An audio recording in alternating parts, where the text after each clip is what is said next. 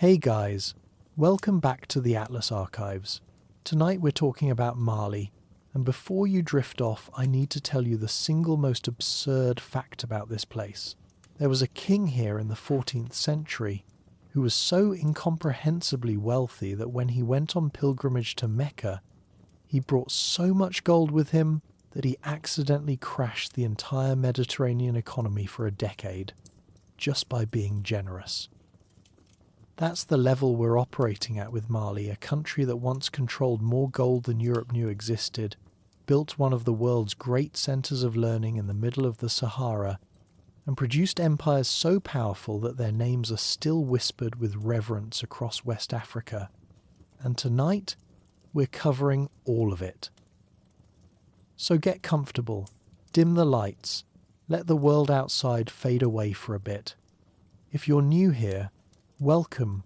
We do deep dives on countries from A to Z, designed specifically for falling asleep to, which means I'll keep my voice steady and the pacing relaxed while still giving you the actual history. No fluff, no filler, just the story of how this place came to be. And if you're enjoying this, do me a favour and drop a comment telling me where you're listening from. I love seeing the map light up. Hit subscribe if you haven't already, because we've got about 190 more countries to get through, and I'm going to need your company for the journey. Right then, Mali. Let's start with the ground beneath our feet. Chapter 1. The Geography of Extremes. Here's the thing about Mali that you need to understand before we dive into any of the history. This is a country that exists in spite of its geography, not because of it.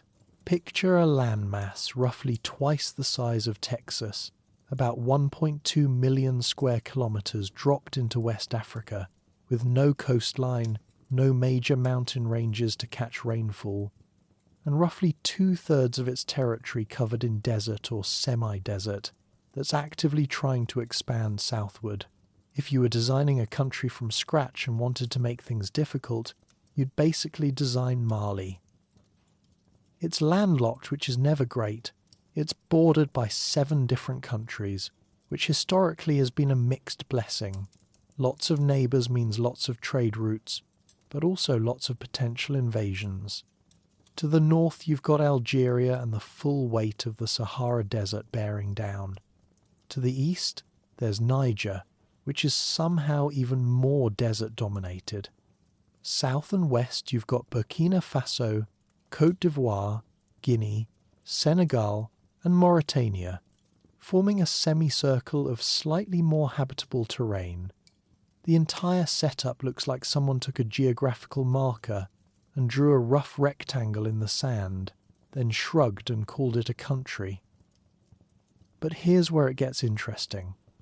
Because despite all of this, despite the sand, despite the heat, despite the lack of coastline and the general sense that the Sahara is slowly swallowing everything, Mali has been home to some of the most powerful, wealthy, and sophisticated civilizations in human history. And the reason comes down to one simple thing: a river that refuses to cooperate with logic. The Niger River is Mali's everything. It's the lifeline, the highway, the reason roughly 20 million people can live here at all. The river flows into Mali from Guinea in the southwest, meanders northeast through the country in this great sweeping arc, then hooks back southeast toward Niger. That curve, that bend in the river, is one of the most important geographic features in African history, because it created a natural stopping point right where the Sahara Desert meets navigable water. If you're a merchant caravan coming south across the desert with salt and luxury goods, and you've been walking through sand for 6 weeks, that bend in the Niger is where you stop, regroup, trade your goods, and figure out your next move. Geography made Timbuktu inevitable. The river runs for about 1,700 kilometers through Mali, and along the way it does something genuinely bizarre. It creates an inland delta, not at the coast, because there is no coast, just in the middle of the country, the inner Niger Delta, they call it. And during the rainy season, it floods across roughly 20,000 square kilometres of otherwise arid land, transforming scrub and sand into a wetland ecosystem that supports fishing, agriculture, and livestock. It's an ecological miracle happening in one of the least likely places on Earth. You're in the Sahel, the transition zone between the Sahara and the savannas further south, and suddenly there's this massive delta full of fish and birds and green things. It makes no sense. It's perfect. Now, let's talk about the climate, because if the geography is challenging, the weather is genuinely hostile. Mali runs on a north to south climate gradient that goes from uninhabitable to barely manageable, with no real stop at pleasant in between. The northern third of the country is pure Sahara hyperarid, less than 100 millimetres of rain per year, sand dunes stretching to the horizon, rock plateaus baking under a sun that doesn't quit. Temperatures in the hot season can hit 45 degrees Celsius or higher. At night, because deserts are spiteful, it plunges cold enough that you'll want a blanket. It's the kind of place where the landscape actively wants you gone. The central band is the Sahel, which is only slightly less brutal. Semi-arid. Somewhere between 200 and 600 millimetres of rain per year. And the kicker is that the rainfall is unpredictable. Some years you get enough to grow millet and sorghum. Some years you don't. The vegetation here is scrub, thorny acacia trees, tough grasses that have adapted to long dry seasons.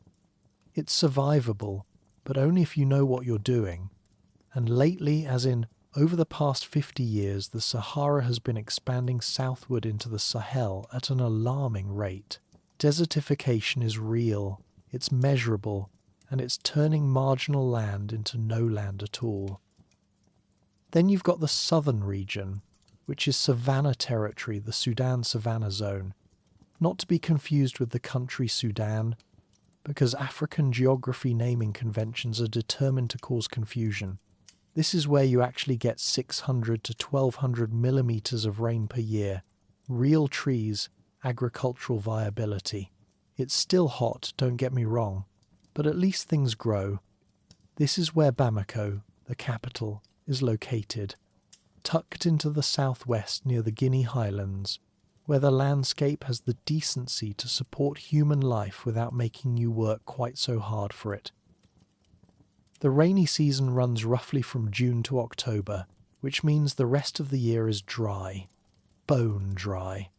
The harmattan winds blow south from the Sahara during the dry season, carrying dust and sand and a general sense of atmospheric hostility. Visibility drops. Everything gets coated in a fine layer of grit. It's like living inside a convection oven filled with sand. And this is just normal. This is the baseline. So why would anyone live here? Well, let's talk about what's under the ground, because that's where Mali's entire historical trajectory gets decided. Gold.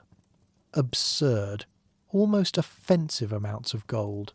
The southern and southwestern regions of Mali sit on some of the richest gold deposits in West Africa, and have since long before anyone thought to write it down.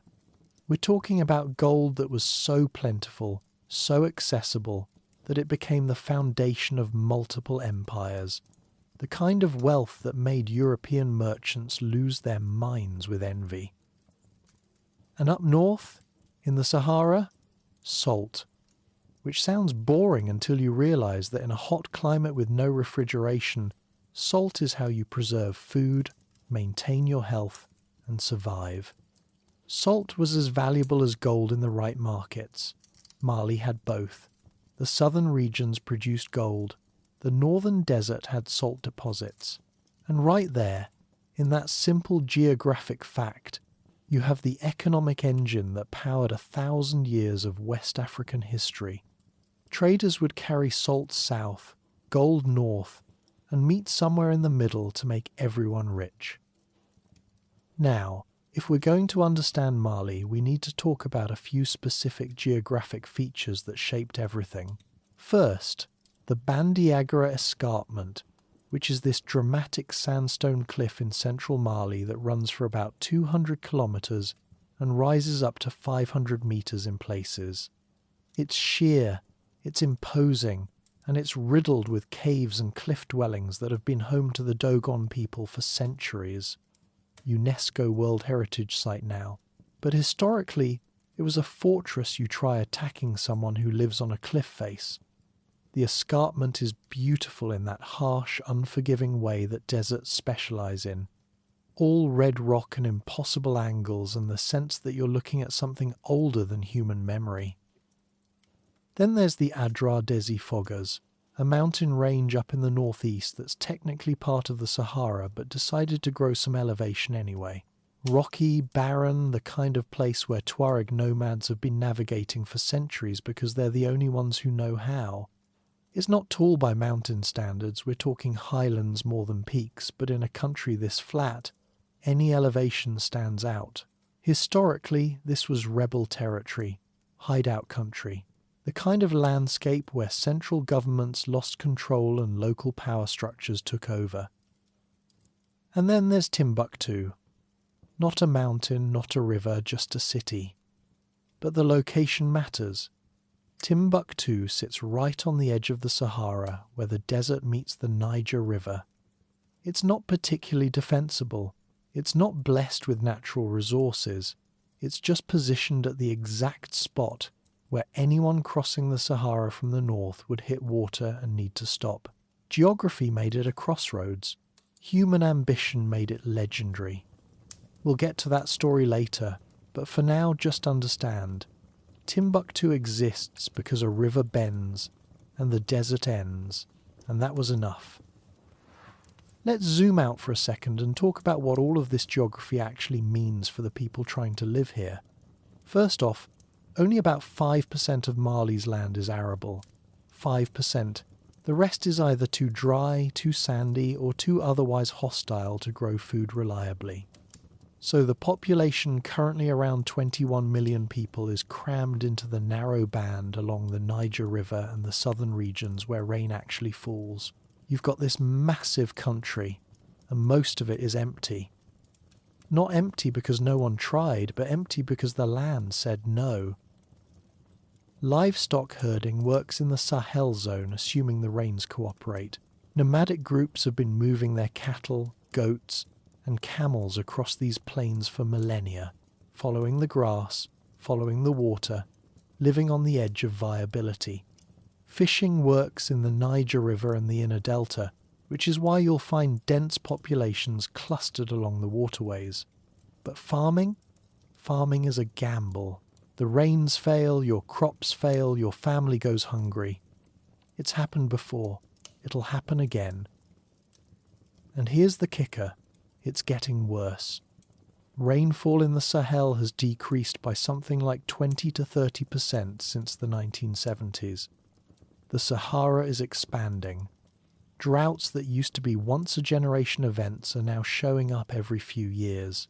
The land that was marginal is becoming uninhabitable. The land that was survivable is becoming marginal. This isn't ancient history, this is happening now, and it's rewriting the human geography of Mali in real time. But here's the thing about Mali, and this is what makes it fascinating. None of this stopped anyone. The geography is hostile, the climate is brutal, the desert is expanding. And yet, people looked at this landscape and said, right, we're building an empire here. Multiple empires, actually. Some of the wealthiest, most powerful, most culturally significant civilizations in human history rose out of this sand and heat and improbable river. They controlled the gold trade. They built centers of learning that rivaled anything in Europe. They created art, literature, legal systems, architectural wonders. They turned geographic disadvantage into economic dominance. That's the paradox of Mali. It's a hard place to live, but it's a perfect place to control. If you can manage the logistics, if you can move goods across the desert, navigate the river, keep your population fed during the dry season, then you control the crossroads between North Africa and sub-Saharan West Africa. You control the gold, you control the salt, you control the trade routes that connect the Mediterranean world to the forests of the Guinea coast. Geography might make life difficult, but it also makes power possible. So when you picture Mali, don't picture a nation defined by borders on a modern map. Picture a river curving through the sand. Picture caravans emerging from the Sahara, dusty and exhausted, finally reaching water. Picture gold flowing north and salt flowing south and ideas flowing everywhere. Picture a landscape that should have remained empty, but instead became the stage for some of the most extraordinary political and economic experiments in African history. That's the foundation, that's the ground we're building on. The geography is set, the climate is brutal, the river is flowing, and somewhere around 2,000 years ago, people started figuring out how to turn all of this into something remarkable. Let's see how they did it. Chapter 2: Lions, Griots, and the Birth of Empire. Right, so we've got the geography sorted. Now let's talk about the people who looked at all that sand and heat and decided to build something extraordinary. And to do that, we need to go back roughly 2,000 years and start with a simple question. Who actually lived here? The short answer is lots of different groups, but the ones who matter most to our story are the Mande peoples. Mande isn't an ethnicity so much as a linguistic and cultural family.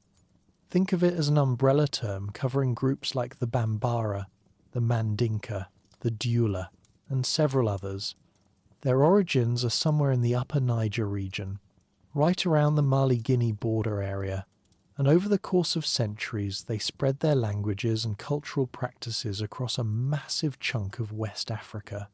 They were agriculturalists mostly, growing millet and sorghum in the drier areas, rice where they could get enough water. They fished the Niger, they worked iron, and they developed a social structure that would shape this entire region for the next 1,000 years. Here's where it gets interesting. Manda society wasn't egalitarian, it was stratified into distinct castes. And these weren't just economic classes, they were hereditary roles with spiritual significance. At the top you had the nobles, the Horon, who owned land and held political power. Below them were the Nyamakala, the artisan castes, blacksmiths, leather workers, weavers, and critically, the Griots. And then at the bottom were the enslaved people, the Jon, whose status was inherited and effectively permanent. It's a rigid system, and before you judge it too harshly, remember that medieval Europe was running a similar setup with lords, craftsmen, and serfs. Hierarchies were humanity's favourite organisational tool for most of history. But let's talk about the griots for a second, because they're about to become central to this entire story. Griots were oral historians, musicians, and storytellers. Their job, their hereditary sacred job, was to memorise the histories of noble families, the genealogies of kings, the great battles and political alliances, and pass all of it down through performance. They weren't just entertainers, they were the living archives. In a society without widespread literacy, griots were how you knew who you were, where you came from, and why any of it mattered. They advised kings. They mediated disputes. They preserved culture in their memories and in their songs. And 800 years from now, when historians are trying to piece together what actually happened in medieval Mali, the griots will still be performing the same epics their ancestors memorized. That's the kind of cultural continuity most civilizations can only dream about. So you've got Mande societies scattered across the upper Niger region, farming, fishing, trading, organizing themselves into small kingdoms and chiefdoms. And then, sometime around the 3rd or 4th century CE, the game changes completely.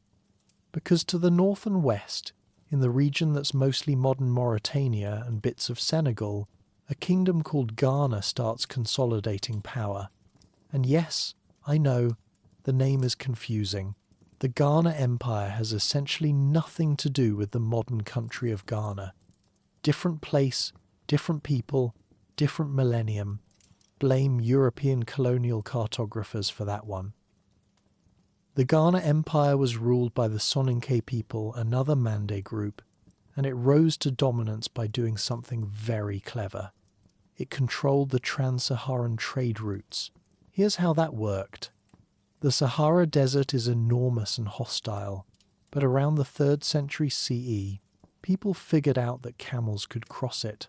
Camels are absurdly well adapted to desert travel. They can go days without water, carry heavy loads, and survive on vegetation that would kill a horse. So suddenly you've got caravans of camels crossing from North Africa down to the gold fields of West Africa and back again. And Ghana sat right in the middle of that route. The empire didn't produce the gold itself. The gold came from mines further south, in regions like Bambouk and Bure, worked by people who weren't particularly interested in sharing the exact locations with foreign traders. But Ghana controlled the trade network. Every caravan passing through paid taxes. Every merchant stopping in Ghana's cities paid fees. The king who held the title Ghana, which just means warrior king, got rich without ever touching a shovel. It's the kind of economic setup that makes you wonder why anyone bothers with actual labour when you can just position yourself at a choke point and collect rent. And the trade wasn't just gold going north. Salt was coming south, and salt was valuable. In a hot climate with no refrigeration, salt preserves food. It maintains your health. It's essential. The Sahara had massive salt deposits, slabs of it mined from places like Tagaza, which was basically a hellish mining town in the middle of the desert where enslaved workers extracted salt in conditions that make medieval European mines look pleasant. That salt moved south, gold moved north, and Ghana taxed both directions. Arab and Berber merchants called the region the Land of Gold, and they weren't exaggerating. The wealth was staggering. Ghana lasted for centuries. Its peak was somewhere between the 9th and 11th centuries, and during that time it developed a sophisticated state apparatus, standing armies, bureaucracies, a tribute system where smaller kingdoms paid Ghana in exchange for protection and trade access. The capital, Kumbi Saleh, was a proper city with markets, mosques, and royal compounds. Islamic influence was spreading through the merchant networks. Traders from North Africa brought Islam with them, but the kings of Ghana kept their traditional religious practices. They held both political and spiritual authority, which is a very effective way to stay in power. Hard to rebel against someone who's not just your king, but also your connection to the divine. But nothing lasts forever, and Ghana started crumbling in the late 11th century. The popular story is that the Almoravids, a Berber Muslim movement from Morocco, invaded and destroyed the empire around 1076. Whether they actually conquered it or just disrupted trade routes enough to weaken it is still debated by historians, but either way, Ghana fragmented. The centralized power dissolved. Smaller kingdoms emerged from the pieces, trade routes shifted, and by the early 1200s, Ghana was a memory. Into that power vacuum stepped a kingdom called Soso, ruled by a people called the Kaniaga, centered in what's now northern Guinea and southern Mali. Soso was smaller than Ghana had been, but it was aggressive. Its king, Sumaro Kante, conquered the surrounding territories, including a bunch of small Mandinka chiefdoms that had been minding their own business along the upper Niger. Sumaro was, by all accounts in the oral traditions, a sorcerer king, someone who wielded magical power alongside political authority. He was also, according to those same traditions, a tyrant. Harsh tribute demands, brutal punishments, the kind of ruler who makes people start whispering about rebellion. One of the small kingdoms under Soso's thumb was a place called Kangaba, and in Kangaba, sometime around 1217, a boy was born who would change everything. His name was Sundiata Keita, and if you're getting Lion King vibes from what I'm about to tell you, you're not wrong. The oral tradition that preserves Sundiata's story predates Disney by about 800 years, so if anyone's borrowing plot points, it's not the Griots. Here's the story as it's been passed down. Sundiata was born disabled. The traditions say he couldn't walk as a child. In a warrior culture, this made him seem weak, useless, not worth worrying about. His father's other sons were the ones expected to inherit power. But Sundiata's mother believed in him, and eventually through means that vary depending on which griot is telling the story, Sundiata learned to walk. Not just walk, but excel. He became strong, skilled, a natural leader. But by then, political intrigue had forced him into exile. He left Kangaba and lived in other kingdoms, biding his time, making alliances, learning statecraft. Meanwhile, back home, Sumaworo Kante was tightening his grip. He killed most of Sundiata's brothers. He attacked Mandinka territories, demanding tribute, asserting dominance. And the people of Kangaba decided they'd had enough. They sent word to Sundiata, "Come back, lead us, help us overthrow this sorcerer king." And Sundiata did. He rallied the Mandinka clans, united them under his leadership, and marched against Soso. The climactic battle happened at a place called Kirina in 1235. The oral traditions describe it as an epic confrontation, Sumoro's magic versus Sundiata's coalition, sorcery versus strategy. Sundiata won.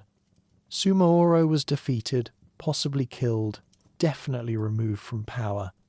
And just like that, the Soso kingdom collapsed. But Sundiata didn't just destroy Soso. He built something new. He united the Mandinka kingdoms not through conquest alone, but through alliance, through shared culture, through the promise of protection and prosperity. He established a capital at Niani, near the modern Mali-Guinea border. He took the title Mansa, which means Emperor or King of Kings, and he created what would become the Mali Empire. Now, here's the part that genuinely fascinates me. According to the oral traditions, Sundiata convened an assembly in 1236 at a place called Kurukan Fuga. The gathered leaders, representatives from all the allied clans and kingdoms, agreed to a charter, a set of laws and principles governing how the empire would function. Rights and responsibilities, clan structures, rules about hospitality, property, governance. If the tradition is accurate, and there's debate about this, the Kurukan Fuga would be one of the world's oldest constitutions. It predates the Magna Carta's implementation. It established principles like social solidarity, respect for life, and protection of merchants and travellers. It's not a written document from the time, remember. We're relying on griot tradition here, but the fact that something like this was preserved orally for 8 centuries is remarkable in itself. Sundiata ruled until around 1255, and in those 2 decades he transformed the political landscape of West Africa. He reorganized the military, emphasizing cavalry horses were valuable, prestigious, and devastatingly effective in the savanna terrain. He promoted agriculture, protected trade routes, encouraged merchants, and critically he secured control of the goldfields. Ghana had controlled trade routes. Mali controlled the actual sources of gold. That's a significant upgrade. When you own the mines, you set the prices. He also presided over a cultural golden age. The griots flourished under Mande rule because Sundiata understood their value. Blacksmiths who worked iron and held spiritual authority over the transformative power of fire and metal were respected and protected. The caste system solidified but also became more complex, more integrated into the empire's identity. Islam continued spreading, brought by traders and scholars, but it existed alongside traditional Mande religious practices. The empire was syncretic, practical, and increasingly wealthy. The Epic of Sundiata, the oral tradition that preserves all of this, is still performed by griots today. It's been passed down through generations, memorized, adapted, kept alive through performance. Different griots tell it differently, emphasize different details, but the core narrative remains. A disabled prince, underestimated and exiled, returns to defeat a tyrant and unite his people. It's a founding myth, a historical record, and a cultural touchstone all wrapped into one. And the fact that we know it at all, that historians can reconstruct even a rough outline of what happened in the 1330s, is because griots in the 21st century are still singing the same songs their ancestors sang 800 years ago. By the time Sundiata died, the Mali Empire controlled a vast territory stretching from the Atlantic coast in the west to the Niger River's Great Bend in the east. It dominated the goldfields of Bambouk and Bure. It taxed trade routes. It commanded tribute from vassal states. It was wealthy, organized, and expanding. And this was just the beginning. Sundiata laid the foundation. His successors would build something even more extraordinary. But we'll get to that. For now, just appreciate the trajectory. A fragmented collection of Mandinka chiefdoms, oppressed by a sorcerer king, united by a returning exile, transformed into an empire that would dominate West Africa for the next 2 centuries.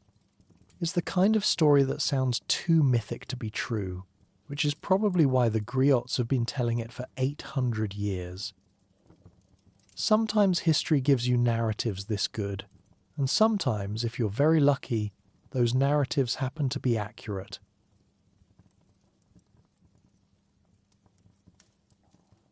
Chapter 3: The Man Who Broke Cairo. So Sundiata built an empire. His successors spent the next several decades consolidating it, expanding it, and turning it into the kind of political and economic powerhouse that makes neighbouring kingdoms nervous. By the early 1300s, the Mali Empire stretched from the Atlantic coast in the west to well past the Niger River bend in the east. It controlled the goldfields of Bambouk and Bure in the south. It controlled the salt mines of Tagaza up north in the Sahara. It dominated the trans-Saharan trade routes. And in 1312, the throne passed to a man who would take all of that accumulated wealth and power and use it to pull off one of the most spectacular economic stunts in human history. His name was Mansa Musa, and he's the reason Mali shows up on medieval European maps holding a gold nugget. Let's set the stage. The Mali Empire at this point is genuinely massive, roughly 1.3 million square kilometers at its peak, which makes it one of the largest empires in the world at the time. We're talking about territory that would take you months to cross on foot, governed from a capital at Niani, administered through a network of provincial governors and vassal kingdoms, all paying tribute to the Mansa. The economy is humming. Caravans cross the Sahara regularly, thousands of camels loaded with gold heading north, salt and luxury goods heading south. The empire is producing something like half of the old world's gold supply in the 14th century. Half. The wealth is almost absurd. And Mansa Musa, he's pious. He's a devout Muslim, and he's decided that he needs to make the Hajj, the pilgrimage to Mecca that every able-bodied Muslim is supposed to complete once in their lifetime. Now, Most people who make the Hajj do so quietly. You travel, you perform the rituals, you come home. Mansa Musa is not most people. Mansa Musa is the emperor of the richest kingdom in West Africa, and he's going to make sure everyone between Mali and Mecca knows exactly who he is. So, in 1324, he sets out, and by sets out, I mean he assembles a caravan of somewhere between 60,000 and 100,000 people, depending on which historical account you believe. 60,000. That's not a pilgrimage, that's a migration. He brings his entire court officials, advisors, soldiers, servants, griots performing as he travels. He brings scholars and holy men. He brings hundreds of camels loaded with supplies. And most importantly, he brings gold. Lots and lots of gold. The accounts vary, but the general consensus is that Mansa Musa brought somewhere around 80 to 100 camel loads of gold, with each load carrying roughly 300 pounds. Do the math on that. We're talking about 12 tons of gold, give or take, just casually travelling across the Sahara. For reference, that would be worth somewhere north of $750 million in today's market, and that's just what he brought for spending money. The caravan crosses the Sahara, which takes months, and eventually arrives in Cairo. Now, Cairo in the 1320s is one of the great cities of the Islamic world. It's wealthy, sophisticated, cosmopolitan, it's seen everything. But it has not seen Mansa Musa. He rolls into town with his 60,000 people and his 12 tons of gold, and he starts giving it away.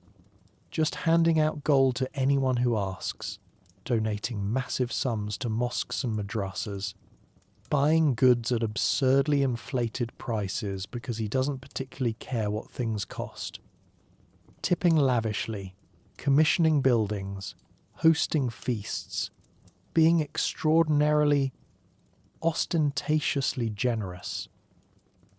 And here's where it gets genuinely wild. Mansa Musa gave away so much gold in Cairo that he crashed the local economy.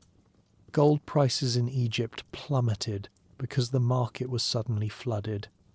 Inflation spiked. The value of the Egyptian dinar collapsed. And this wasn't a temporary blip the economy didn't recover for 10 to 12 years. One man, on one pilgrimage, destabilized the Mediterranean gold market for over a decade by being too generous. That's the kind of wealth we're talking about. That's the kind of power Mali wielded. The best part? On his way back from Mecca, Mansa Musa had to borrow money because he'd given away so much gold that he'd run out of travel funds. So the richest man in the world at the time had to take out loans in Cairo to get home, which he did pay back with interest once he returned to Mali and accessed his empire's functionally infinite gold supplies. But still, the image of Mansa Musa sheepishly explaining to Egyptian moneylenders that, yes, he's good for it, he just got a little carried away with the charity, is genuinely delightful. Now, Mansa Musa's Hajj wasn't just an economic disruption, it was also a marketing masterpiece. Word spread across North Africa and the Middle East about this incomprehensibly wealthy West African emperor who travelled with thousands of people and gave away gold like it was sand. European cartographers heard the stories and started drawing Mansa Musa on their maps. The Catalan Atlas, created in 1375, depicts him sitting on a throne in West Africa, holding a gold nugget, wearing a crown, looking every bit the powerful monarch. That image, a black African king with unlimited gold, reshaped European understanding of Africa. Suddenly, this wasn't just a continent. It was a place with empires, wealth, and rulers who could rival anyone in Europe or the Middle East. But let's not give Mansa Musa all the credit. He was working with an empire that was already extraordinary. Mali's dominance wasn't just about one king's wealth. It was about controlling both ends of the most valuable trade in the region. Ghana had controlled the trade routes. Mali controlled the sources. The gold came from mines in Bambouk and Bure, deep in Mali's southern territories, where workers extracted it using techniques that had been refined over centuries. The salt came from Tagaza, a mining town up in the Sahara where enslaved labourers worked in brutal conditions to extract massive slabs of the stuff. Mali taxed all of it. Every transaction, every caravan, every exchange at every market from the Atlantic to the Niger Bend. And the cities. We need to talk about the cities, because Mali wasn't just a political entity. It was a network of urban centres that functioned as commercial, cultural and intellectual hubs. Timbuktu is the famous one, and we'll get there, but there was also Gao on the Niger River, a commercial powerhouse that would later become the capital of the Songhai Empire. There was Djenné, an ancient city with a stunning mud brick mosque that became a centre of trade and Islamic learning. There was Niani, the capital, where the Mansa held court and administered the empire. All of these cities were connected by the Niger River or by overland trade routes, and all of them thrived on the wealth flowing through Mali's territory. Timbuktu deserves its own paragraph. Before Mansa Musa, it was already a settlement, a stopping point for caravans crossing the Sahara, positioned right where the desert meets the Niger River. But Mansa Musa transformed it. He commissioned the Jingereba Mosque in 1327, a massive structure built in the distinctive Sahelian architectural style, mud brick, wooden beams, pyramidal minarets. It's still standing, by the way, maintained and replastered regularly to keep the mud from eroding. That mosque became the centerpiece of Timbuktu's identity as a center of Islamic learning. And the learning was real. Timbuktu attracted scholars from across the Islamic world. The Sankore University, really more of a mosque university complex, became one of the great intellectual centers of the medieval period. We're talking about thousands of students studying astronomy, mathematics, medicine, Islamic law, theology, history, literature. Manuscripts were copied, traded, collected. Private libraries accumulated hundreds or thousands of texts. The city's intellectual output rivaled anything happening in Europe or the Middle East at the time. They called it the City of 333 Saints because it became a centre of Sufism and Islamic mysticism alongside the scholarship. Here's what fascinates me about Timbuktu. It was a crossroads of knowledge systems. You had Islamic scholars working in Arabic, studying the Quran and debating theology. And you had griots maintaining the oral traditions of the Mande peoples, memorizing genealogies and histories and performing epics. Two completely different ways of preserving and transmitting knowledge, coexisting in the same city, both valued by the same empire. That's not a contradiction Mali needed to resolve. That's just how things worked. Islam was the prestige religion of the elites, the traders, the urban centres. Traditional Mande beliefs persisted in the rural areas and among the common people. Mansa Musa built mosques and supported Islamic scholarship, but he also maintained the traditional spiritual authority of the Mansa and kept griots at his court. Syncretism wasn't a compromise. It was the system. The empire's administration was sophisticated. The Mansa ruled from the capital, but provincial governors, often members of the royal family, controlled the various regions. Vassal kingdoms paid tribute but maintained some autonomy. The military was professional, well organized, and built around cavalry. Horses were expensive and prestigious, which meant the military elite literally rode above everyone else. Infantry and archers supported the cavalry, and the whole apparatus was large enough and effective enough that Mali didn't face serious external threats during Mansa Musa's reign. Internal rebellions were rare because the empire was prosperous and well governed. Merchants were protected by law. Attacking a caravan or robbing a trader was met with severe punishment. The empire ran on trade, and trade requires security. We know a lot of this because a Moroccan traveller named Ibn Battuta visited Mali in 1352, about 15 years after Mansa Musa's death. Ibn Battuta was the medieval world's most dedicated tourist. He travelled to China, India, Southeast Asia, Central Asia, East Africa, the Middle East, and basically everywhere else he could reach on foot or by ship, and he wrote about all of it. When he arrived in Mali, he was initially unimpressed by the court ceremonies, which involved a lot of dust throwing that he found undignified. But he was genuinely struck by the empire's safety and organisation.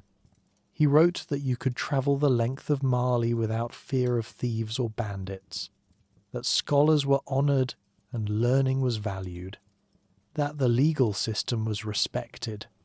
Coming from someone who'd seen the Mongol Empire, the Delhi Sultanate, and the Byzantine remnants, that's high praise.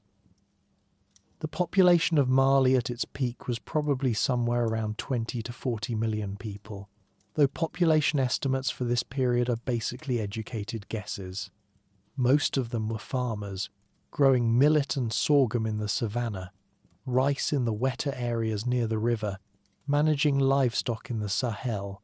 The empire's wealth came from trade, but its stability came from agriculture. The Niger River and its delta provided the food surplus that supported the cities, the armies, the scholars, the whole apparatus of empire. Without that agricultural base, none of the rest works. Socially, Mali remained hierarchical. The royal family and nobility sat at the top. Islamic scholars and judges had gained status, especially in the cities. Merchants, both Muslim and Mande, were wealthy and influential.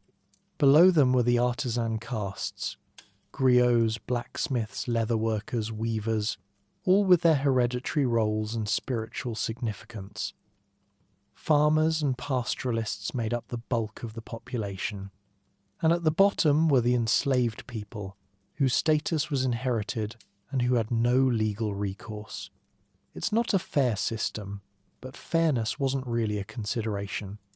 This was medieval social organisation, and it worked by medieval standards, which is to say it worked for the people at the top and was endured by everyone else. Women in Mali had some property rights and could engage in trade, but the society was still fundamentally patriarchal. Royal women had influence, especially the Queen Mother, but political power was male-dominated. Ibn Battuta was scandalised by the fact that women in Mali didn't veil themselves and moved freely in public, which tells you more about Ibn Battuta's expectations than about Mali's actual culture. Different Islamic societies interpreted modesty requirements differently, and Mali's version was more relaxed than what he was used to. He wrote about it anyway, because medieval travel writers loved complaining about local customs. Mansa Musa ruled until 1337, and when he died, he left an empire at the absolute peak of its power, wealthy beyond measure, culturally sophisticated, militarily dominant, diplomatically recognized from Cairo to Cordoba. His successors would inherit a functioning, prosperous state with established institutions, loyal vassals, and an economy that seemed unshakable. The gold kept flowing, the trade routes stayed secure. Timbuktu kept attracting scholars. Everything seemed stable. Of course, nothing lasts forever, but for one glorious century, Mali was the centre of the West African world. It set the standard for what an empire could be. It proved that African states could rival the great powers of Europe and the Middle East. And it left behind a cultural and intellectual legacy, the manuscripts of Timbuktu, the oral traditions of the Griots, the architecture of Djenné, and the mosques that survives to this day. Mansa Musa didn't build the empire alone, but he showed the world what it was capable of, and the world has been talking about it ever since.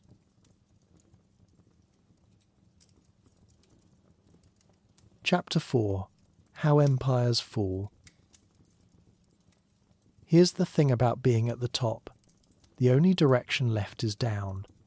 The Mali Empire in 1337, when Mansa Musa died, looked unshakable. Wealthy beyond measure, militarily dominant, culturally sophisticated, diplomatically recognized. Everything seemed stable. And for a few more decades, it was. But empires don't collapse overnight, they erode.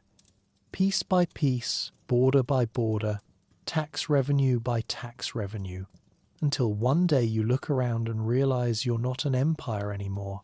You're just a kingdom with delusions of grandeur and a lot of debt. Mansa Musa's immediate successors tried. His son, Mansa Magan, ruled briefly and achieved very little.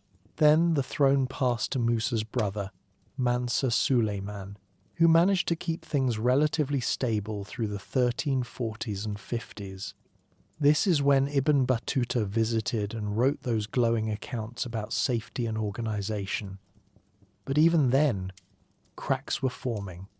Succession disputes, regional governors asserting independence, trade routes getting contested, the kind of slow institutional decay that's hard to notice until it's too late. The real problem started after Suleiman died in 1360. Civil conflicts over succession, weak rulers, central authority fragmenting, and while Mali was busy fighting itself, its enemies were getting stronger. To the east, in the city of Gao, the Songhai people who had been paying tribute to Mali for generations decided they were done being vassals.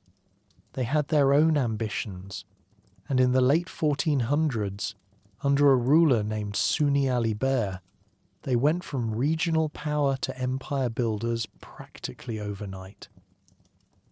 Sunni Ali Ber was the kind of military leader who makes historians nervous because you're never quite sure how much of the legend is real and how much is propaganda. But here's what we know. He ruled Songhai from 1464 to 1492, and in those 3 decades he conquered most of what used to be the Mali Empire's eastern territories. He took Timbuktu in 1468. He took Djenné in 1473 after a brutal siege. He expanded Songhai's borders aggressively, reorganized the military, and turned his kingdom into the dominant power in the region. Mali, meanwhile, was losing territory and couldn't do much about it. And it wasn't just Songhai. The Tuareg Berber nomadic groups from the Sahara had been raiding Mali's northern territories for decades. They captured Timbuktu in 1433, held it for a generation, and generally made it clear that Mali couldn't control the desert anymore. From the south, the Mossi kingdoms in what's now Burkina Faso were launching raids, attacking cities, disrupting trade. Mali was getting squeezed from all directions, and it didn't have the military strength or the administrative cohesion to fight back effectively. By 1500, the Mali Empire had contracted to basically its core heartland around the upper Niger. It still existed, there was still a Mansa, still a capital at Niani, still some semblance of the old institutional structure, but it wasn't an empire anymore. It was a regional kingdom, and not even the most powerful one. Songhai had taken over as the major power. The trade routes that had made Mali rich were now controlled by others. The gold revenue had dried up. The whole magnificent edifice that Sundiata and Mansa Musa had built was reduced to a shadow. And then, just to make things worse, Morocco got involved. In 1591, the Moroccan Sultan sent an army across the Sahara to invade Songhai. Now, you might be thinking, why would Morocco, all the way up in North Africa, care about a kingdom in West Africa? Gold. Same reason everyone cared. Morocco wanted control of the trans-Saharan gold trade, and Songhai was in the way. So they sent an army equipped with firearms which were relatively new in the region across the desert, and at the Battle of Tondibi they absolutely destroyed Songhai's forces. Guns beat spears and cavalry, as they tend to do.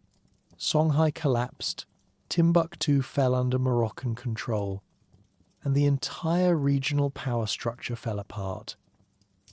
Mali, which by this point was barely holding on anyway, got caught in the chaos. The Moroccans weren't interested in governing the interior, they just wanted the trade, but their presence destabilized everything. The trans-Saharan trade routes, which had been the economic backbone of the region for centuries, never fully recovered. Timbuktu, the great centre of learning, declined under Moroccan rule and then local warlords.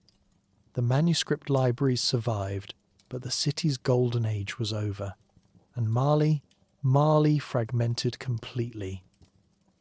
By the 1600s, what used to be the Mali Empire was a patchwork of competing kingdoms. The Bambara people established kingdoms at Ségou and Kata in the central region. In the west, various Mande states continued the cultural traditions but without the political unity. In the 1800s, an Islamic state called the Tukulor Empire rose under a leader named El Hajj Umar Tall, trying to unite the region under Islamic law. But nothing came close to recreating what Mali had been. The days of one empire dominating from the Atlantic to the Niger Bend were over. And then the Europeans showed up, which is where things go from gradual historical decline to aggressive colonial exploitation very quickly. Europeans had been poking around the West African coast since the 1400s. The Portuguese were trading for gold and enslaved people at coastal forts, but the interior remained mostly unknown to them. Timbuktu existed in European imagination as this mythical golden city, but actually getting there was a different matter. René Caillet, a French explorer, finally reached Timbuktu in 1828 and became the first European to make it back alive. He was thoroughly disappointed. He'd expected streets paved with gold and magnificent palaces. What he found was a city of mud brick buildings in the middle of nowhere, already well past its prime. The myth didn't match reality, which tells you more about European fantasies than about Timbuktu's actual history. But by the late 1800s, Europe had moved past exploration and into conquest.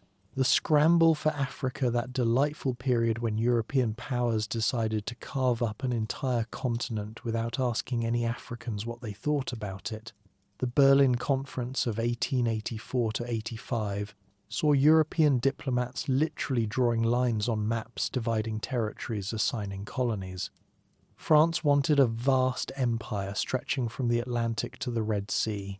The British were consolidating the coast, and the region that used to be Mali, that became French Sudan, part of French West Africa. The French conquest of the interior wasn't easy, though. Local kingdoms resisted, and the most effective resistance came from a leader named Samori Ture, who ruled the Wassoulou Empire and spent nearly 2 decades fighting the French to a standstill. Samori was a brilliant tactician. He used guerrilla warfare, mobile units, scorched earth tactics.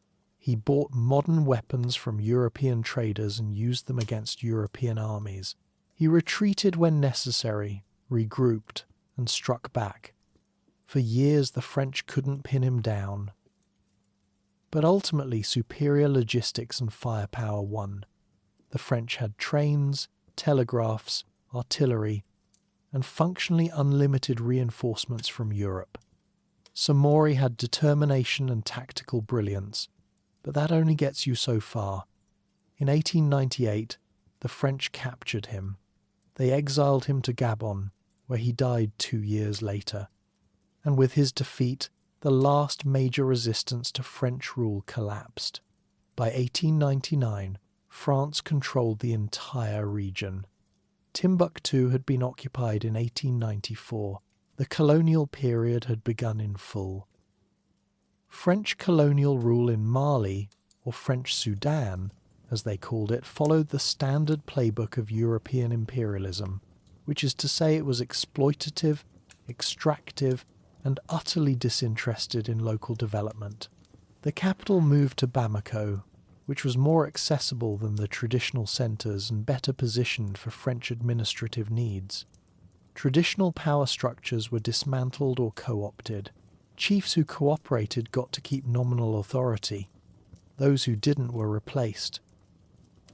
The French imposed forced labour corvée for infrastructure projects.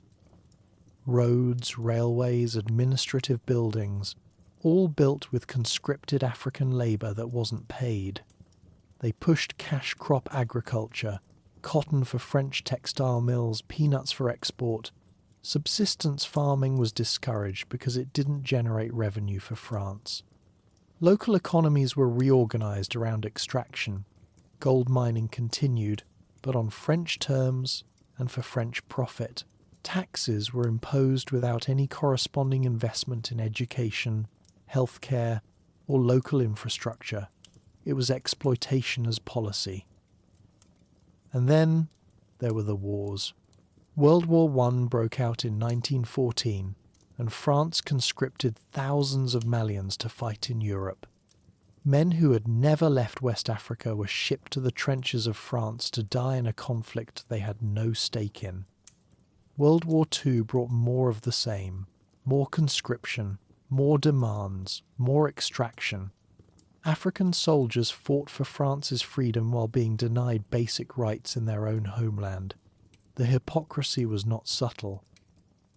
Culturally, the French tried to erode traditional structures. Islamic education was discouraged or monitored. Mission schools taught French language and French culture, with the goal of creating an assimilated elite who would administer the colony on France's behalf. The Griots continued their work, the craft guilds maintained their traditions, but they were increasingly marginalized. Islam, ironically, strengthened as a form of resistance. Sufi brotherhoods became social organizations that preserved identity and community in the face of colonial pressure. But colonial rule also created the conditions for its own demise. By the 1940s, after World War II, global decolonization was gaining momentum. African soldiers returned from Europe having fought against fascism, and they weren't thrilled about coming home to colonial subjugation. Nationalist movements formed, political organizing increased, and France, exhausted from the war and facing resistance across its colonial empire, started losing its grip. In Mali, the key figure was Modibo Keïta, a schoolteacher turned politician who became a leading voice in the independence movement. He was part of the RDA, the Rassemblement Démocratique Africain, a Pan-African political movement pushing for self-governance.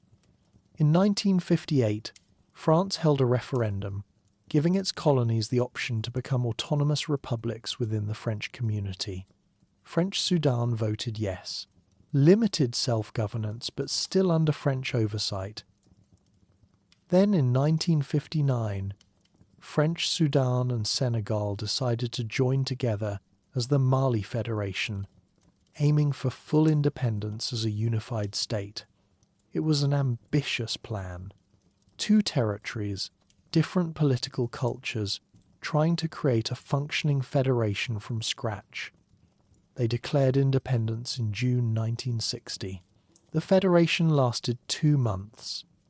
Political disputes, personal rivalries, incompatible visions for governance, it all fell apart by August. Senegal went its own way, and on September 22nd, 1960, what remained declared itself the Republic of Mali, fully independent, with Modibo Keïta as its first president. So that's the arc. From the heights of the Mali Empire, wealthy, powerful, culturally dominant, to fragmentation, colonization, and finally independence as a new nation-state. It took 600 years to go from Mansa Musa's gold-laden pilgrimage to French colonial administrators drawing borders. And the borders they drew, they had nothing to do with the old empire. They were arbitrary lines cutting across ethnic groups, traditional territories, and historical kingdoms. The Mali that achieved independence in 1960 was not a restoration of Sundiata's empire. It was a new political entity, forced to build a nation from colonial wreckage. The decline of the Mali Empire was slow, the colonial period was brutal, and independence was just the beginning of a whole new set of challenges. But we'll get to those.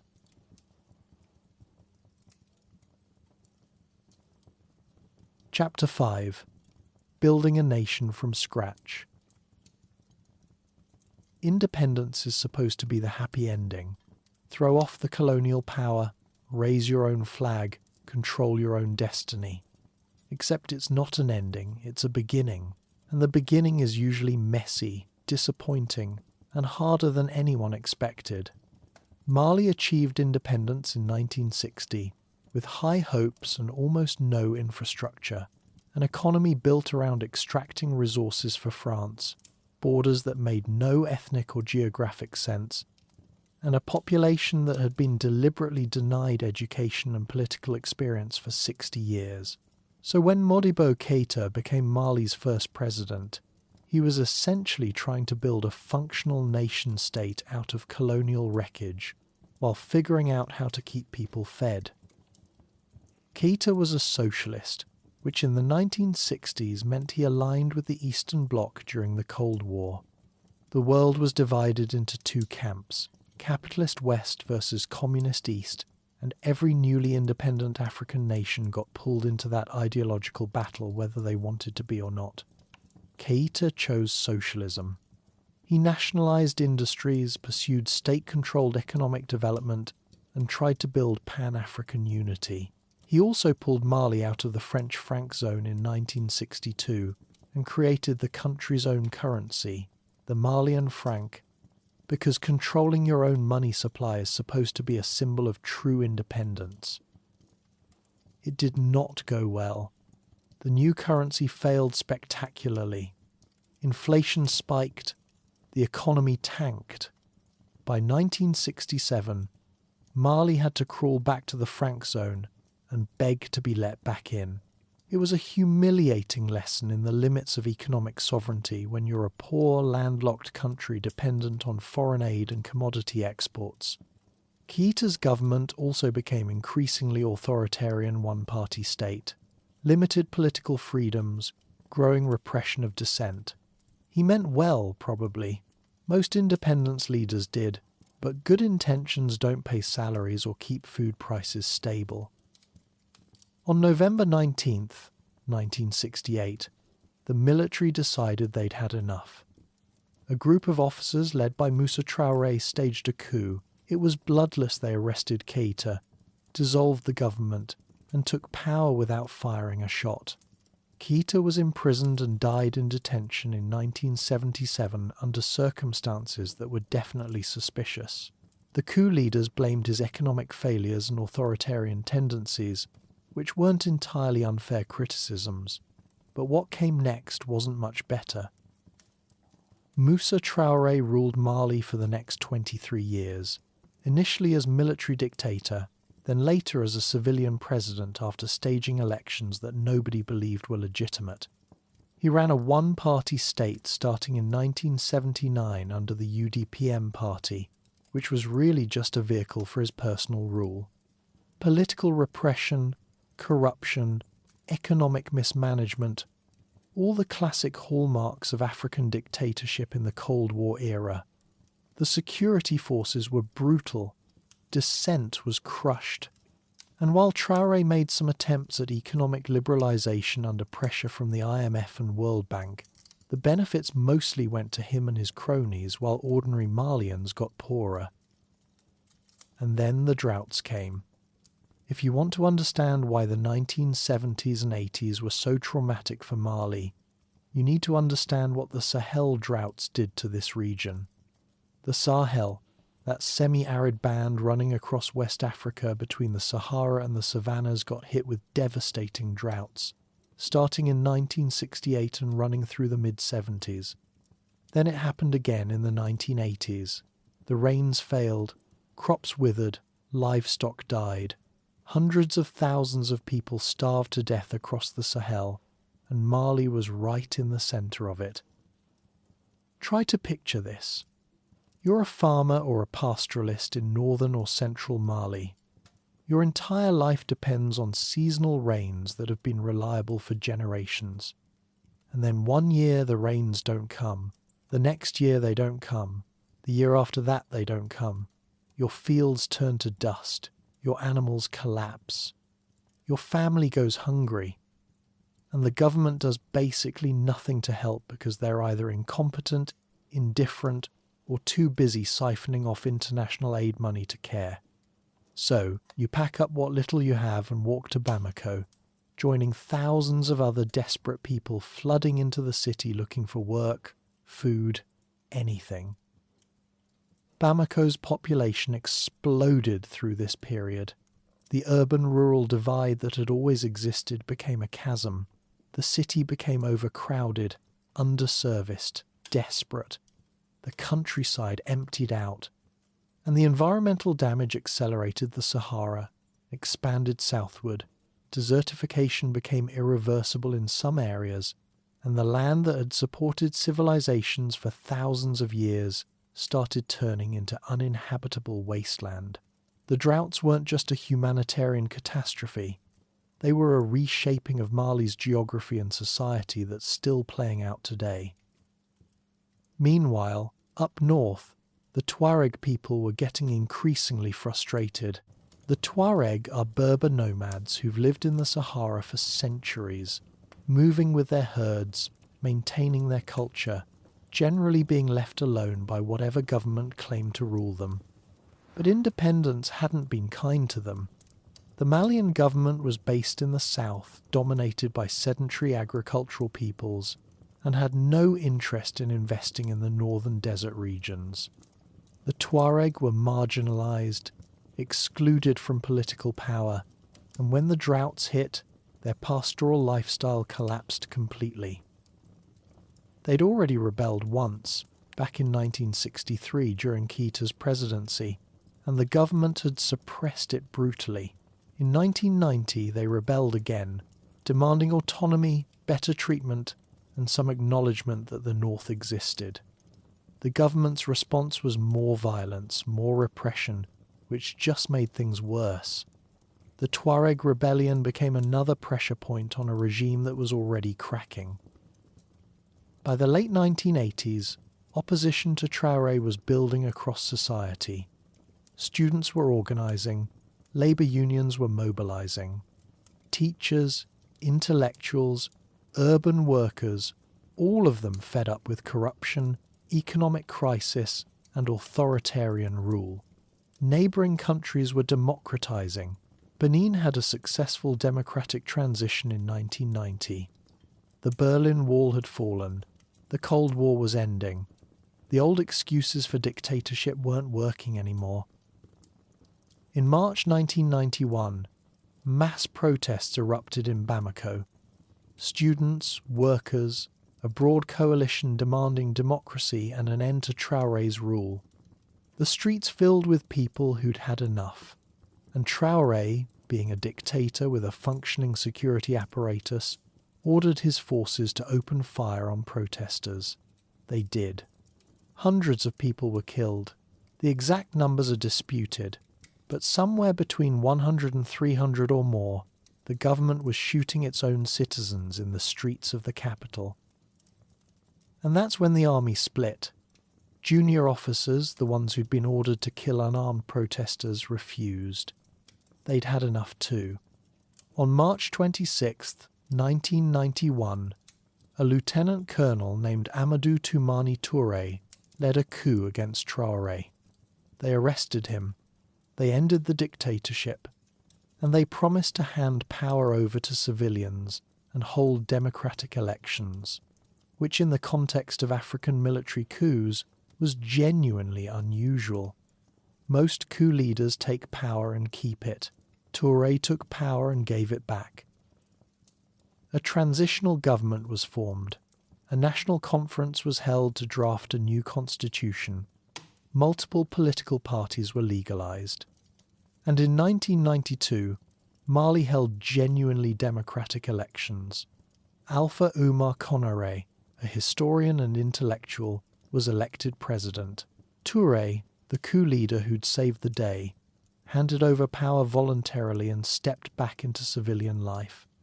It was the kind of redemption arc that makes you want to believe in political nobility, even if you know better than to trust it completely. Konaré's presidency from 1992 to 2002 was imperfect but hopeful. He pursued political liberalization, freedom of the press, multi-party democracy, civil society grew. Independent newspapers appeared. People could criticize the government without being arrested, which was a genuinely new experience. He continued economic reforms, privatization, structural adjustment programs imposed by the IMF, which helped the macroeconomy but didn't do much for ordinary people living on $1 a day. Poverty remained crushing. Unemployment was rampant, especially among youth. But politically, Mali was moving in the right direction. He also signed a peace agreement with the Tuareg rebels in 1992, the National Pact which promised integration of former rebels into the army and development programs for the north. The implementation was slow and incomplete, because of course it was. Governments promise things during peace negotiations that they don't actually follow through on. But the fighting stopped, at least for a while. The north remained marginalized, the promises remained half-kept, and the conditions for future conflict remained in place. But that's a problem for later. Economically, Mali was and is one of the poorest countries in the world. The GDP per capita is abysmal. 80% of the population works in agriculture, mostly subsistence farming. Cotton and gold are the main exports. Gold mining actually became huge. Mali is now Africa's third largest gold producer, but the benefits mostly go to foreign mining companies and government elites, not to the people living near the mines. Cotton prices are volatile and controlled by global markets that Malian farmers have zero influence over. Foreign aid makes up a significant chunk of the national budget. It's an economy of dependency and vulnerability. But there were bright spots. Mali's music scene exploded onto the international stage. Artists like Ali Farka Touré, Salif Keita, Rukia Traoré, and the Tuareg band Tinariwen became globally recognized. They blended traditional Malian sounds with modern influences and created something genuinely distinctive. Music became Mali's most successful cultural export, a source of national pride, and a way of telling the world that Mali was more than poverty statistics and conflict.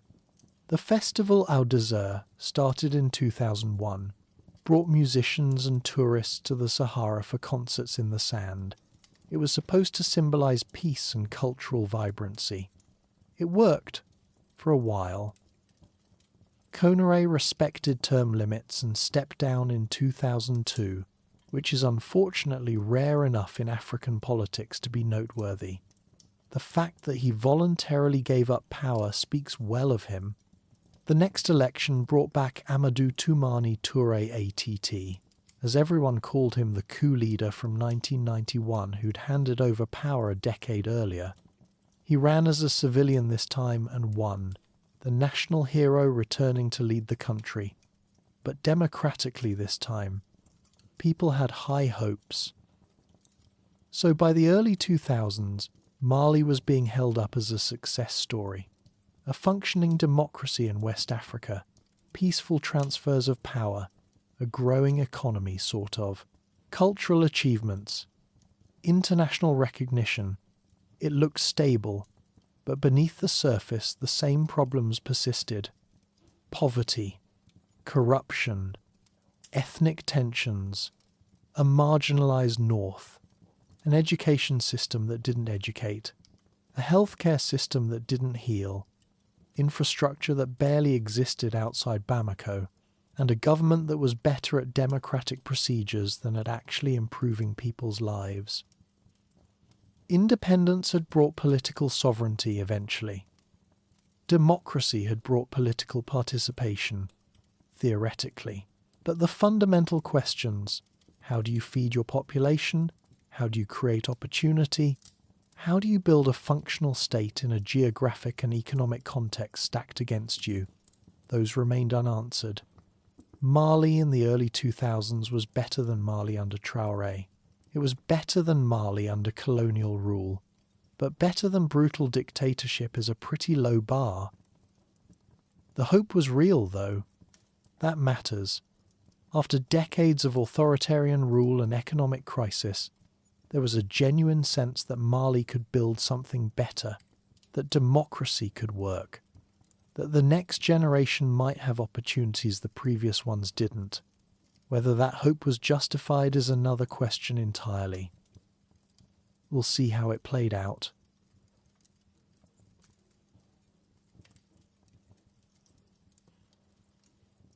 Chapter 6. When Everything Falls Apart Again. Remember that hope we talked about at the end of the last section? The sense that Mali might actually build something stable and democratic? Yeah, about that. ATT's second term, which started in 2007, was where the cracks started showing. He'd been elected on his reputation as the hero of 1991, the man who saved democracy and then voluntarily stepped aside. But governing for a second term revealed that heroic gestures are easier than actual administration. His government became increasingly corrupt. He tried to practice consensus politics, which meant including everyone in decision-making, which in practice meant making decisions that satisfied no one. The economy limped along. Youth unemployment was catastrophic, and up in the north something worse was brewing. The Sahara had become a highway for drug trafficking. Cocaine from Latin America was being moved across the desert to Europe, and northern Mali was right in the middle of the route. Government officials were allegedly involved, taking bribes to look the other way while narcotics flowed through their territory. The term narco-state started getting thrown around, which is never a good sign for your country's reputation. Meanwhile, the Malian military was underpaid, under-equipped and demoralized. Soldiers were being sent to fight in the north with barely functioning weapons and no logistical support. That resentment would matter very soon. Then in 2011, Muammar Gaddafi fell in Libya, and that had consequences for Mali that no one in Tripoli was thinking about when they were toppling his regime. Gaddafi had recruited Tuareg fighters from across the Sahara to fight for him. When his government collapsed, those fighters went home to Mali, heavily armed, combat experienced, angry about their continued marginalization, and ready to finish what earlier Tuareg rebellions had started. In January 2012, the MNLA, the National Movement for the Liberation of Azawad, launched a full-scale rebellion. Azawad is the Tuareg name for northern Mali, and they wanted independence. They wanted their own state, carved out of territory they'd inhabited for centuries, but had been ignored by every government in Bamako since independence. The Malian army, which was already falling apart, couldn't stop them. The MNLA captured Kidal, then Gao, then Timbuktu. Northern Mali was slipping out of government control. And the military blamed ATT. They blamed his corruption, his incompetence, his failure to give them the resources to fight. So, on March 22nd, 2012, 1 month before scheduled presidential elections, that ATT wasn't even running in junior officers, led by Captain Amadou Sanogo, staged a coup. They overthrew the government, arrested ATT, and took power. The international community condemned it. Sanctions were imposed, and the coup achieved exactly nothing useful. It didn't stop the rebellion in the north. It just created chaos in Bamako and made everything worse. And here's where the crisis spiraled completely out of control. Because the MNLA weren't the only armed group in the north. They'd allied with Islamist organisations AQIM, which is Al-Qaeda in the Islamic Maghreb, plus local groups like Ansar Dine and Mujo. The Islamists helped the MNLA fight the government, and then, once the government was gone and the north was under rebel control, the Islamists turned on the MNLA, pushed them aside, and took over for themselves. By mid-2012, northern Mali was under the control of jihadist groups who declared it an Islamic state and started implementing their version of Sharia law. What happened next in Timbuktu and Gao was brutal and surreal. Public executions, amputations for theft, flogging for minor violations. Music was banned, which in a culture where griots have preserved history through song for 1,000 years is basically cultural annihilation. Football was banned, smoking was banned, women were forced into strict veiling, and then the Islamists started destroying Timbuktu's heritage. They attacked the ancient Sufi shrines and tombs, UNESCO World Heritage Sites centuries old, revered across West Africa. They considered them idolatrous, so they destroyed them. They burned manuscripts from Timbuktu's libraries, trying to erase the written history of Islamic scholarship in West Africa. Some locals managed to smuggle manuscripts out and hide them, saving what they could, but the damage was catastrophic. By January 2013, the Islamists controlled the entire north and were advancing south toward Bamako. The Malian government, such as it was, couldn't stop them, so they asked France for help. And France, which still considered West Africa within its sphere of influence and wasn't thrilled about a jihadist state forming on the edge of the Sahara, said yes. Operation Serval launched on January 11th, 2013. French troops, supported by African forces from Chad and ECOWAS countries, pushed the Islamists back. They recaptured Gao and Timbuktu within weeks. The immediate crisis was averted. France prevented a total collapse. But as occupations go, it was always going to be temporary, and the underlying problems, poverty, corruption, ethnic tensions, northern marginalisation weren't going away just because French paratroopers showed up. In August 2013, Mali held elections and Ibrahim Boubacar Keïta, known as IBK, became president. He promised to restore stability, implement peace agreements, rebuild the military. The French reduced their presence but didn't leave, transitioning to Operation Barkhane, a counter-terrorism mission across the Sahel. The UN deployed a peacekeeping force, MINUSMA, which would become one of the most dangerous UN missions in the world. A peace agreement was signed in 2015 in Algiers between the government and some of the armed groups, and everyone hoped things would stabilize. They didn't. The jihadist groups scattered, regrouped, and shifted to guerrilla tactics. Suicide bombings became regular, IED attacks on military convoys, ambushes. The insurgency didn't end, it metastasized. Groups like JNIM, a coalition of jihadist organizations, and ISGS, an ISIS affiliate, controlled significant territory and attacked government forces, peacekeepers, and civilians. The violence spread from the north into central Mali, then into Burkina Faso and Niger. The entire Sahel became an arc of instability. And in central Mali, ethnic violence exploded. Dogon farmers and Fulani herders, who'd coexisted for centuries with occasional tensions, started massacring each other. Self-defense militias formed. Jihadists recruited from marginalized communities. The conflict layered ethnic, religious, and economic grievances into a mess that no one could untangle. The Malian army, which was supposed to protect civilians, was sometimes complicit in the violence, and the body count kept rising. IBK's government became synonymous with corruption and incompetence. The peace agreement wasn't implemented, the insurgency wasn't stopped. Soldiers were dying in poorly planned operations with inadequate equipment. French and international forces couldn't stabilize the situation because the problem wasn't military, it was political, economic, social. By 2018, when IBK was re-elected in a disputed election, trust in the government was collapsing. Mass protests erupted in 2020.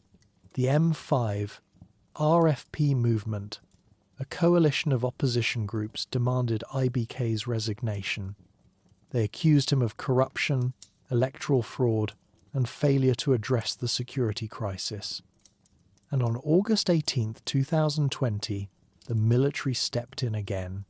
Colonel Asimi Goïta and other officers staged a coup, arrested IBK, and forced him to resign. The coup had popular support initially, people were desperate for change, and IBK had failed them. But international condemnation was swift. ECOWAS imposed sanctions, and a transitional government was formed with promises of elections within 18 months. Then, in May 2021, Goïta staged a second coup. He arrested the transitional president and prime minister and took direct control. 2 coups in 9 months. The democratic backsliding was complete, sanctions intensified, the international community threw up its hands, and Mali's relationship with France, which had been deteriorating, hit rock bottom. The junta blamed France for failing to solve Mali's security problems after a decade of military intervention, which wasn't entirely unfair. Operation Barkhane had killed jihadist leaders and disrupted networks, but it hadn't addressed the root causes of the conflict.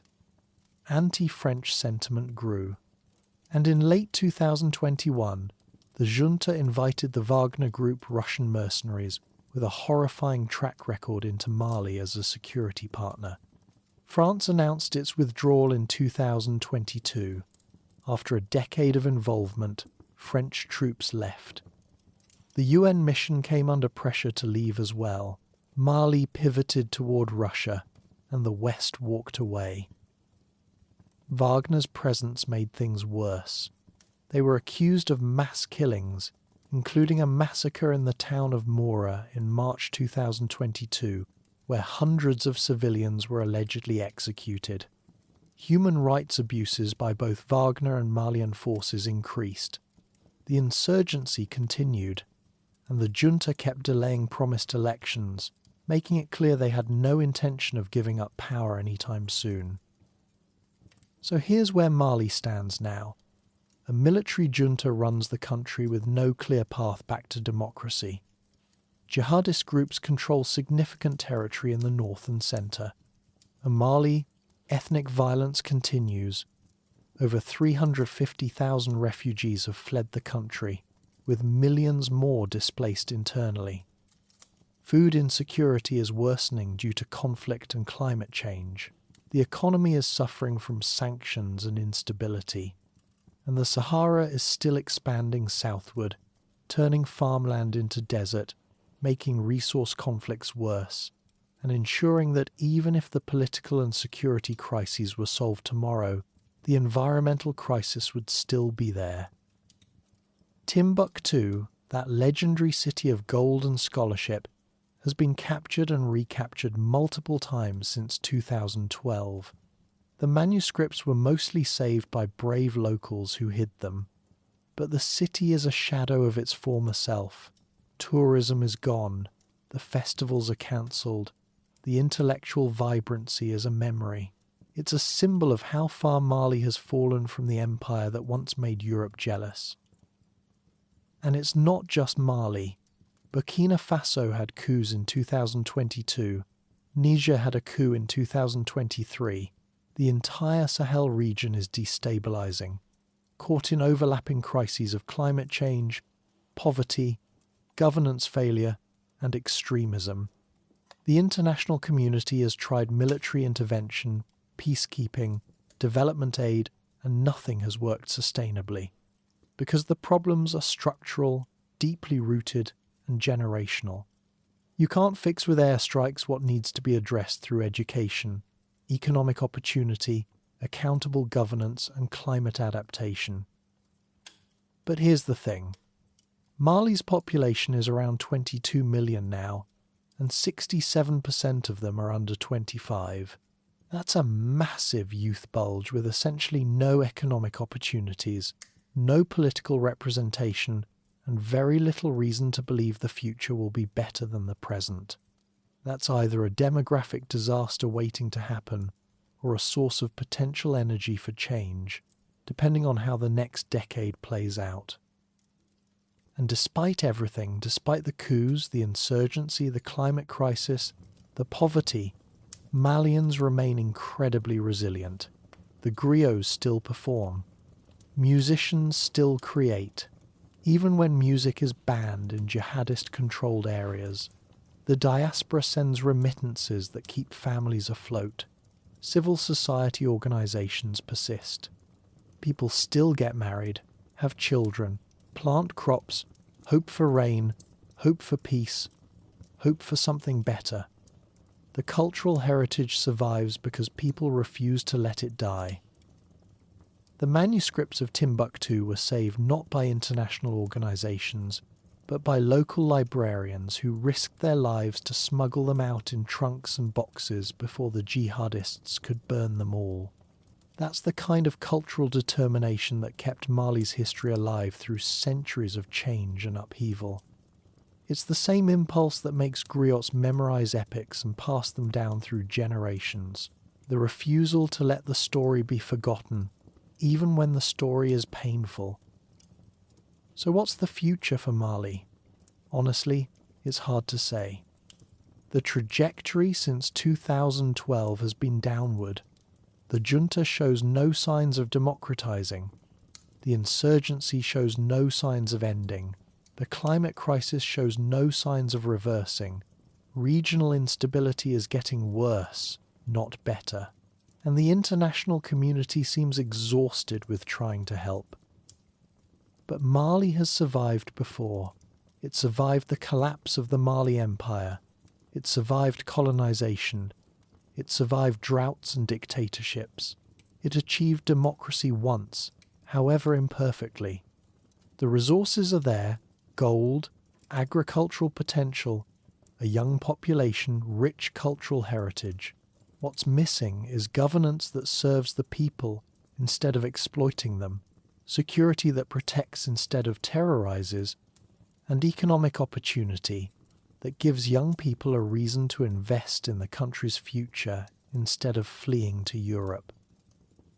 The story of Mali is the story of a place that once stood at the center of the world, controlling the gold trade, producing scholarship that rivaled any university in Europe or the Middle East, building cities that attracted travelers from 3 continents. And it's also the story of how empire gives way to fragmentation, how colonial exploitation creates lasting damage, how independence promises more than it can deliver, and how geography and climate can shape destiny as much as politics and economics. From Sundiata to Mansa Musa to French colonizers to Modibo Keïta to military juntas to Islamist insurgents, it's a long, complicated, often tragic arc. But it's also a story of persistence, of people who look at a hostile landscape and say, "We'll make it work anyway," of griots who memorize history so it can't be erased, of librarians who hide manuscripts so knowledge survives, of musicians who keep playing even when music is banned, of farmers who plant crops even when the rains don't come. That's Mali, past and present, glory and struggle, hope and despair, all mixed together in the sand of the Sahel. The empire is gone, but the people remain. The challenges are immense, but so is the resilience.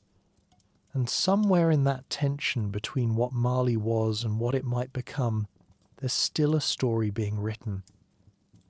We'll see how it ends, or more accurately, we'll see how the next chapter begins, because stories like this don't really end, they just keep going.